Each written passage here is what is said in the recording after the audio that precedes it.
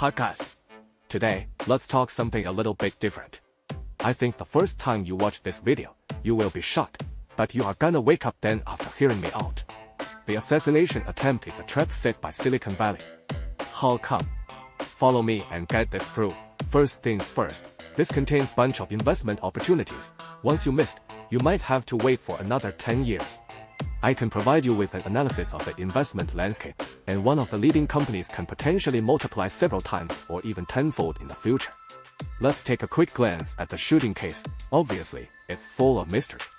On July 13th, Trump held a campaign rally in Pennsylvania, and a 20-year-old man erected a rifle on a roof 100 meters away. This assassin named Thomas Matthew Crooks. An hour ago, before the attack, the police already locked in this guy but missed, and public pointed out there are someone on the roof many times, but no one cared.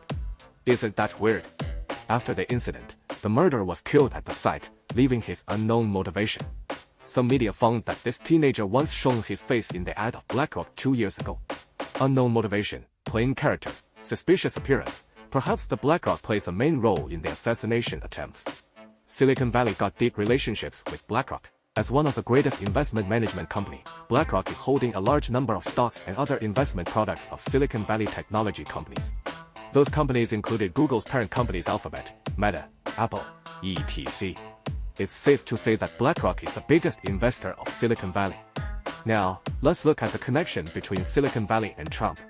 Donald Trump himself is a conservative and protectionist representative, disliked by Silicon Valley. J.D. Vance, known as Trump's deputy, he once stood on the opposite side of Trump and publicly called him America's Hitler. Vance once was a venture capitalist and involved himself a lot in Silicon Valley. When he decided to enter politics first time, he got $10 million as campaign funding from Peter Thiel, the godfather of Silicon Valley. After the shooting incident, Vance became Trump's successor. Meanwhile, Silicon Valley giants came out in support of Trump, including Nadella from Microsoft, Cook from Apple, Zuckerberg from Facebook, and Elon Musk as well. Even call him as the second-generation Theodore Roosevelt. The economic policies under Biden's administration, especially its tax plans targeting the rich, have harmed the interests of Silicon Valley corporations. Biden proposes doubling the capital gains tax rate for individuals earning over $1 million annually, which has been met with opposition from Silicon Valley giants.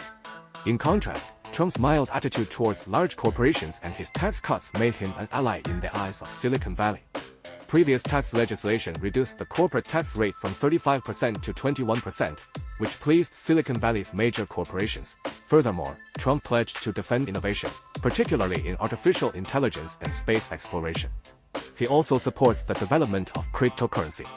Driven by its technological and decentralized nature, cryptocurrency could compete with government-backed currencies. This support not only safeguarded private transactions from government oversight but also shifted control over currency decisions from Wall Street to Silicon Valley. Therefore, Silicon Valley's shift towards Trump wasn't only about the political stand, but also driven by strategic interests. Trump's tax cuts and lenient policies could potentially usher in an era of low-interest borrowing for tech companies, further accelerating investment in innovation. Especially under the complex international background, US might dive into another level on the national defense technology to ensure security in strategic direction. So, Silicon Valley will gain more profits.